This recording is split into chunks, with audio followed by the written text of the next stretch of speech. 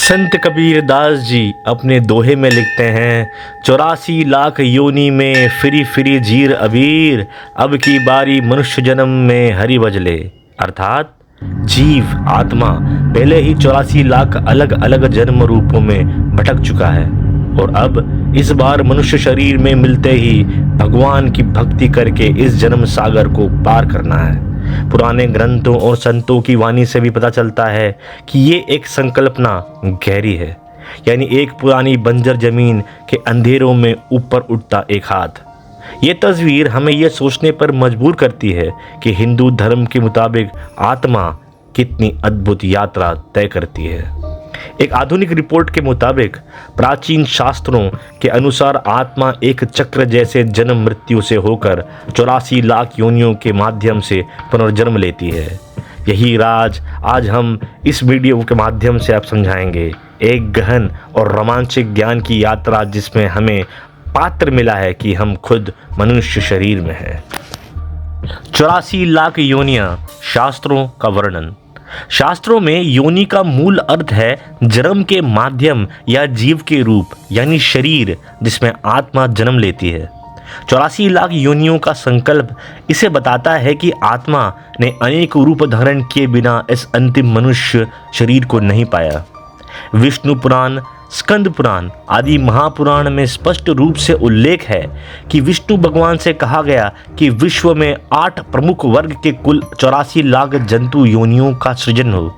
प्रत्येक वर्ग में 21-21 लाख प्रजातियां।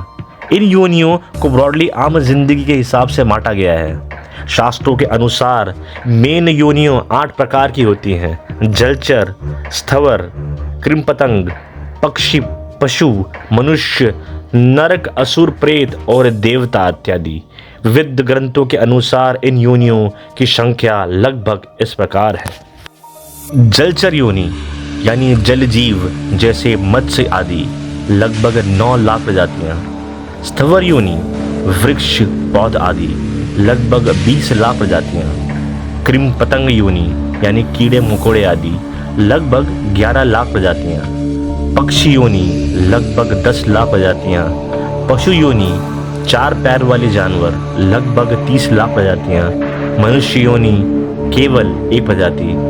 नरक, असुर, प्रेत योनि लगभग 3 लाख प्रजातियां। देव, गंधर्व, अंगद योनि लगभग 1 लाख प्रजातियां। इन सभी को जोड़कर ही 84 लाख योनियां बनती हैं।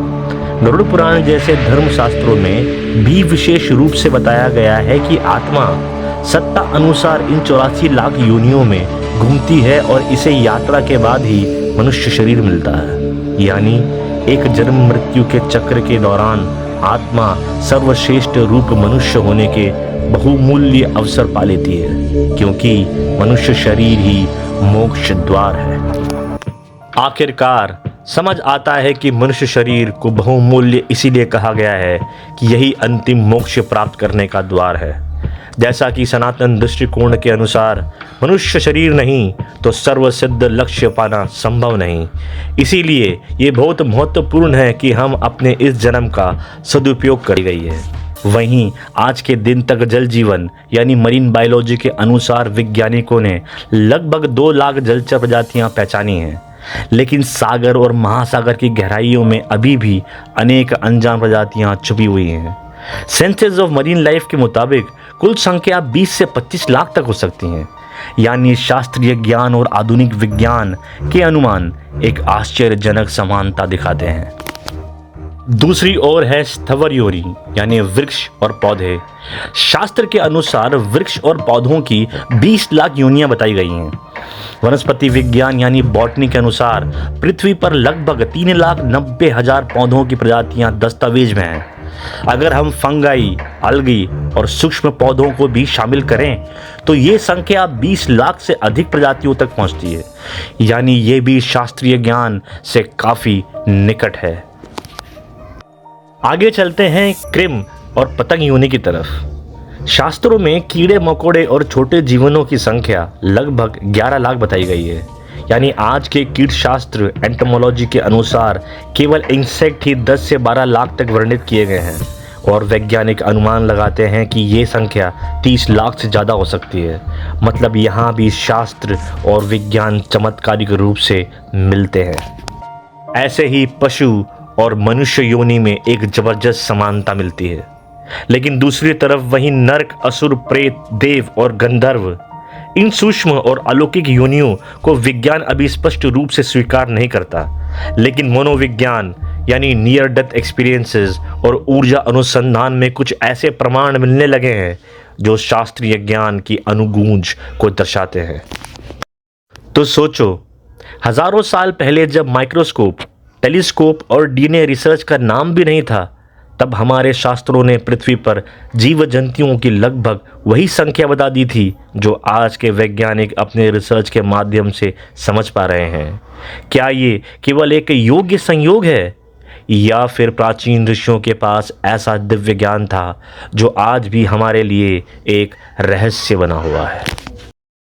ऊपरी सभी बातों का यही निष्कर्ष है कि हिंदू धर्म के गृहीत कार्यों में 84 लाख योनियों का रहस्य एक गहरा आध्यात्मिक सत्य दर्शाता है, जो हमें याद दिलाता है कि प्रत्येक मनुष्य जन्म अनुपम है।